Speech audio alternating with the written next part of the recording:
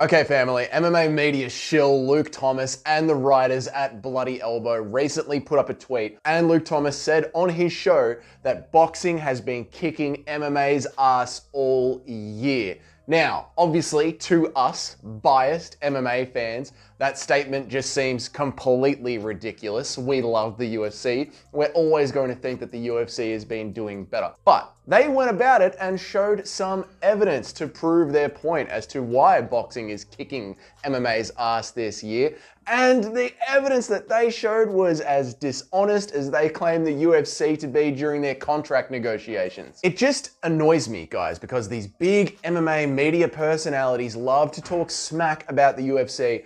But let's be honest, if the UFC hadn't reworked the fight industry over the last 30 years the way that it had, they wouldn't have nearly the amount of well-paying jobs that they have now. So let's look at the evidence they showed. They simply used some boxers' names and put them in the Google search trends and one UFC event and put up a statement saying that this proves that boxing is outshining the UFC this year. Well, I am sorry, Bloody Elbow, but you are bloody wrong. All that proves is that one boxer's name is more popular over the year than a singular UFC event, which only happens during 1 month and then no one ever talks about it again, okay? It doesn't prove that boxing is kicking MMA's ass. So one user actually went out and searched the UFC against boxing, and surprise, surprise, but guess who had the most clicks throughout the year? So people like Luke Thomas and Bloody Elbow are clearly just saying these things to like rile up some clickbait, okay? This was probably during one of those dead weeks in MMA and they needed to get people talking on the internet. But I think when you share opinions like this and act like you truly believe them, I honestly think all it does is alienate you from a certain UFC audience, right? A lot of UFC media members like Thomas seem to be struggling with the common UFC audience. Like they seem a bit too, I don't know, like they're talking down to the UFC audience, or they're people like Chael Sonnen are clearly just shilling narratives for the UFC. Like, have you noticed the way Chael Sonnen has just been absolutely dumping on Charles Oliveira lately? Like, that's a whole other conversation for a different time. But they seem to be coming up with these takes that just don't really be following in line with the facts that the UFC audience is seeing on the ground. And throwing around statements like this isn't really helping their longevity, okay? If all that people saw of Luke Thomas and Bloody Elbow was to say this statement of boxing is kicking MMA's ass this year, they might comment on it, they might ratio it to oblivion, you know, it might get some good engagement. But the next time they see Luke Thomas and Bloody Elbow, they're just gonna think, oh, that's the guy with the horrible bad takes, and not choose to click on their videos or content, which is probably why these MMA personalities in the media seem to be struggling so much. I think you really only get something good from outrageous clickbait like that, like once or twice in the long term. But let's talk about what they actually said, right?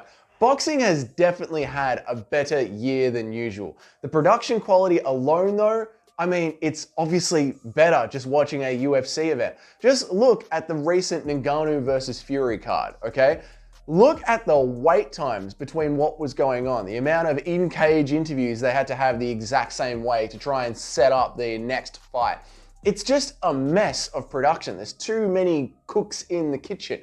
The UFC is just a better, cleaner product. Yeah, we have some wait times, but the wait times might be at most 20 minutes while we're waiting for the ESPN card times to catch up so it runs properly on ESPN. But that's as good as it gets. And then there's the matchmaking itself. When fighters are all in-house on one organization, even though boxing has had a better year at it this year, but it's always better when they're in one house because the fights can just roll on. I mean, look at the 2 pay-per-views that is coming up and the one that we just had recently. Because these fighters are contracted into the same house, when big names fall out, another big name can step in and everyone on the undercard can still get paid and we can still get entertained.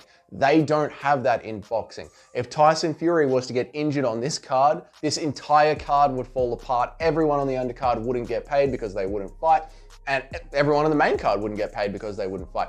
And because they're not under the same house, under the same organization, they can't guarantee a great event every single month like they can with the UFC. It's the reason why having a dominant force in MMA makes the sport so compelling. Without a dominant force in MMA like the UFC, it makes it a lot more difficult for the casual fan to consume the sport if everyone's under different organizations. And without the financial backing of the casuals, you can't afford to put on big shows every single month like the UFC does. The UFC being strong is really good for the sport of MMA in general. So boxing's definitely had a better year, right? Their matchmaking's definitely been better because the boxers are actually now fighting each other rather than just arguing over contracts all the time. But that seems to be because they're following the UFC model. So once again, it's the UFC doing well, and a rising tide is rising all boats.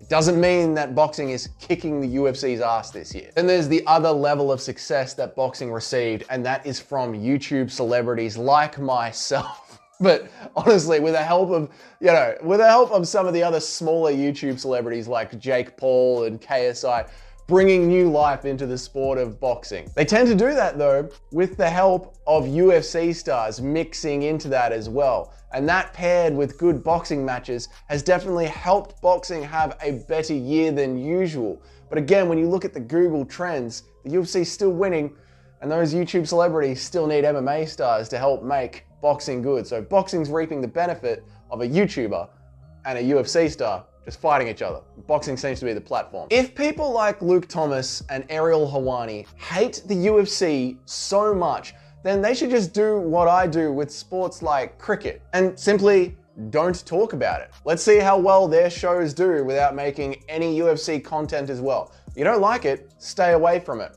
The fact is, they need the UFC, and they need the UFC to be strong and popular to put food on their table. So I think making statements like this, they know they are talking out of their ass. Okay, let me know what you think down in the comments. Is boxing beating the UFC this year? Are you becoming more interested in boxing with all these celebrity matchups that we're seeing? Or is boxing, as Chael Sonnen put it, a really great storyline, and the worst part of boxing is the actual boxing? If you guys have been enjoying these videos, maybe consider hitting that little subscribe button down there, and I will see you all in the next one.